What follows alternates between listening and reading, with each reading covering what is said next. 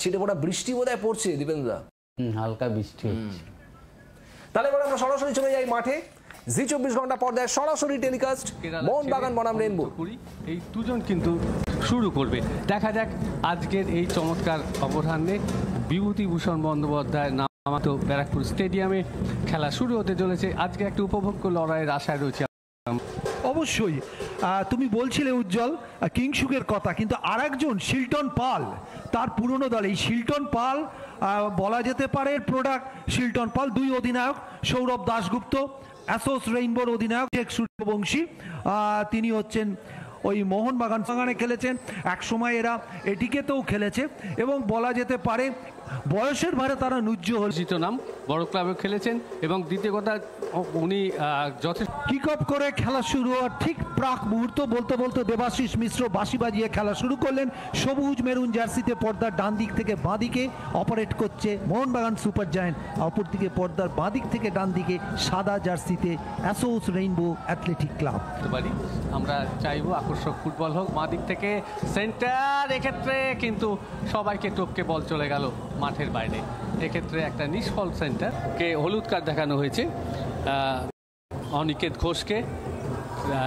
ঘোষকে হলুদ কার্ড দেখিয়েছেন রেফারি দেবাশিস মিশ্র।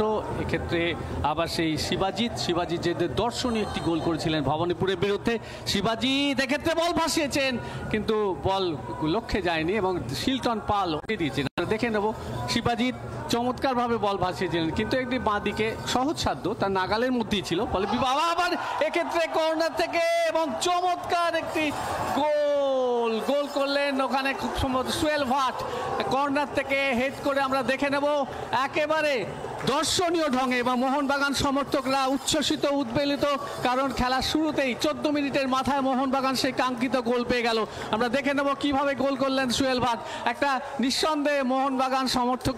দেখো কর্নার থেকে ফলো আপে একটা সেন্টার এসেছিল এবং দেখো শিল্টন বলটাকে কানেক্ট করার আগেই হেডটা করেছে এবং এক্ষেত্রে আমি বলবো শিল্টন খানিকটা অ্যাসোস রেইনবো এবং মোহনবাগান করেছে 4টি।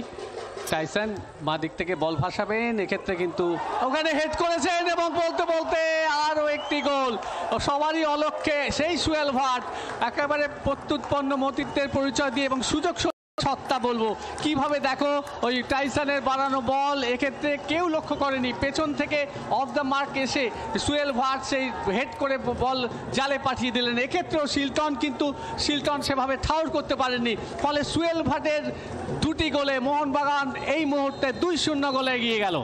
এবং আমি বলবো দেখো দুটো গোলের ক্ষেত্রেই কিন্তু অভিজ্ঞ গোলরক্ষক শিল্টন পালকে কিন্তু দায়ী করা যায়, কারণ দেখো ভূমিকা থাকে, দেখো ও কিন্তু অনেকটা দেরিতে কিন্তু স্টার্ট করেছে শিল্টন। দেরিতে স্টার্টটা কেন হচ্ছে এটা ভুললে চলবে না যে তার সোনালি দিনগুলো শিল্টন কিন্তু ফেলে এসছে, বা সেই কামড়টা নেই। এবার কিন্তু দিক থেকে রাহুল রায় সেন্টার করেছিলেন, কিন্তু ডিপ ডিফেন্সে অসাধারণ ফুটবল খেলছে কিন্তু ওই সায়ন দাস, সামনাগরের ছেলে সায়ন। এবার কিন্তু একটা সুযোগ রয়েছে, এখনো সুযোগ রয়েছে, গোল হতে পারে না। রাজা বর্মন পরিস্থিতি সামাল দিলেন, যে কথা বলছিলাম ভুল করে ফেলেছিলেন ওখানে সৌরভ, এবং তা একটা গোল ফিরিয়ে দেওয়া। দেখিনি আমরা ঘটনাটা, দেখুন এক্ষেত্রে ওই 11 নম্বর জার্সি পরিহিত খেলোয়াড় রাজন বর্মনের এই মুহূর্তটা খুব মারাত্মক মুহূর্ত। ওখান থেকে ডান পায়ে শট এবং গোল অসাধারণ ফ্রি কিকে হিউম্যান ওয়ালকে টপকে দুর্দান্ত গোল, একদম ফ্রেমে বাঁধানো সেট পিসে সৌরভ গোল করলেন, অধিনায়ক সৌরভ দাশগুপ্ত। বলা যেতে পারে আরেকবার আমরা দেখেনি, দেখুন সৌরভের ডান পায়ের ইনস্টেপ এবং হিউম্যানুয়ালের পাস দিয়ে ফার পোস্ট দিয়ে বলটা গেছে। এই জায়গায় রাজা বর্মন শরীরকে ছুঁড়ে দিয়েছিলেন, আমি বুঝতে পারলাম না হিউম্যানুয়াল যেটা দেওয়া হয়েছিল, কিন্তু মানব প্রাচীরে এতটাই ফাঁক ছিল যে সেই ফাঁক দিয়ে সৌরভ নির্দ্বিধায় বলটিকে পাঠিয়ে দিলেন জালের মধ্যে।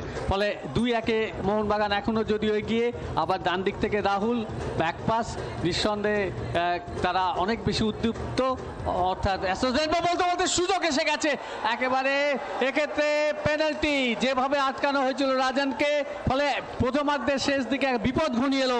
সেক্ষেত্রে দেখো সায়ন দাস কিভাবে অবস্ট্রাক্ট করেছিল এবং ওখানে রাজন বর্মন ছিল। হলুদ কার্ড দেখেছেন রাজা বর্মন, তার সামনে চ্যালেঞ্জ রয়েছে, দেখা যাক শেষ পর্যন্ত পেনাল্টি থেকে গোল আসে কিনা ওখানে।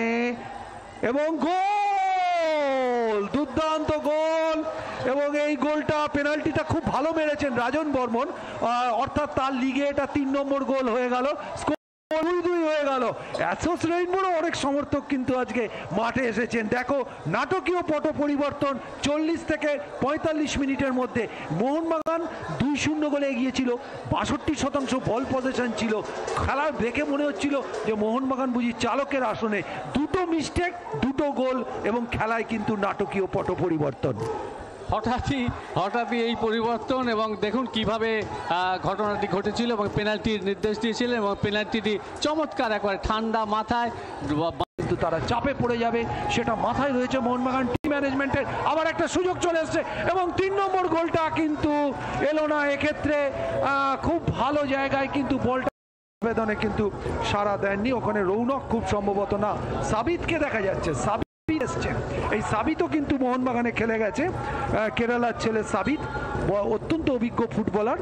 দেখা যাক কর্নার আসছে, সেই কর্নার থেকে বিপদ তৈরি হতে পারে কিনা। হেড করার চেষ্টায় ছিলেন ওখানে একজন খেলোয়াড়, যিনি ওই খুব সম্ভবত ওই রাহুল, এবং ম্যাচটাকে দুটো দলই কিন্তু জিততে চাইছে, এই জন্য কিন্তু একটা উপভোগ্য ফুটবল আমরা দেখতে পাচ্ছি।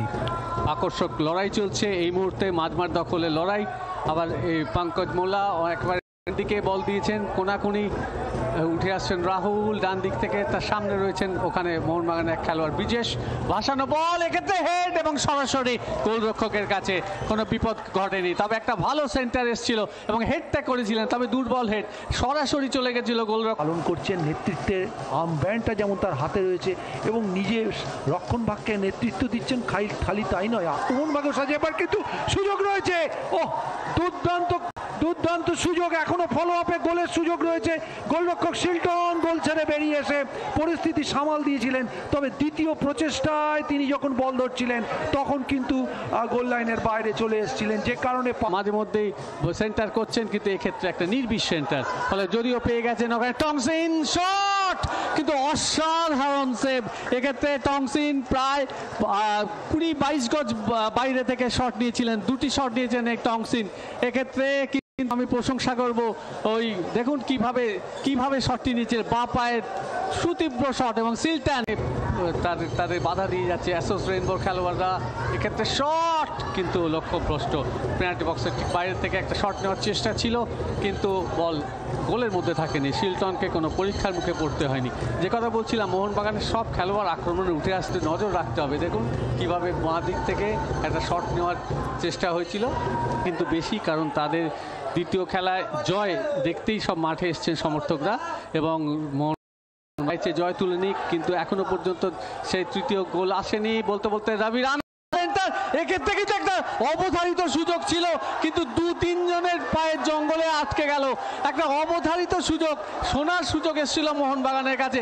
প্রশংসা করব কিন্তু ওই অ্যাসোস ছিল এবং গোলরক্ষক বাঁচিয়ে দিয়েছিলেন। দ্বিতীয়ার্ধে আবার 2 জন খেলোয়াড়ের কাছে ব্লক, এবং তৃতীয় প্রচেষ্টায় একেবারে বল পেয়ে গেছিলেন ওখানে মোহনবাগান।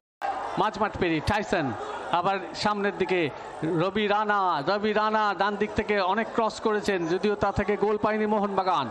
এই মুহূর্তে ওখানে ফারদিন আলী মোল্লা, ফারদিনের সামনে একজন খেলোয়াড় আছেন, ফারদিন তাকে অতিক্রম করে চমৎকার একটি ব্যাক পাস, এক্ষেত্রে একটা টংসিন শট, কিন্তু বল চলে গেল বার উঁচিয়ে মাঠের বাইরে।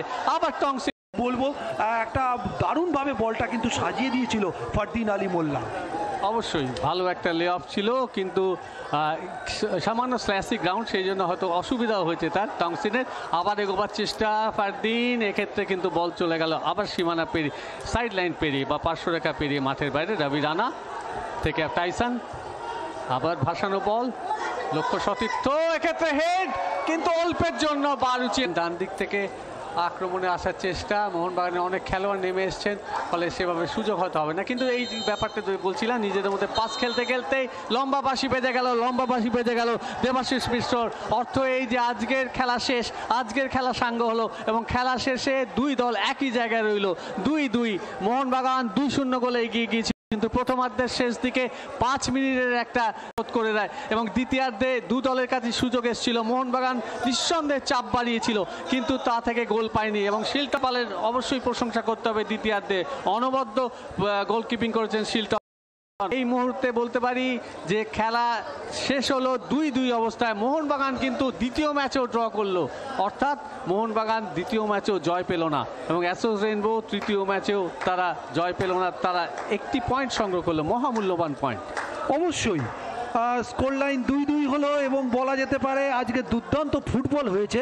যারা মাঠে এসছেন তারা এবং যারা জি24 ঘন্টা এবং জি5-এ চোখ রেখেছেন তারা কিন্তু একটা উপভোগ্য ফুটবল দেখেছেন। প্রথমার্ধে 35 থেকে 40 মিনিট পর্যন্ত মোহনবাগানের আধিপত্য নিয়ে কোনো প্রশ্ন ছিল না, যে সময় 2-0 গোলে। দ্বিতীয়ার্ধে এক্সট্রা টাইম।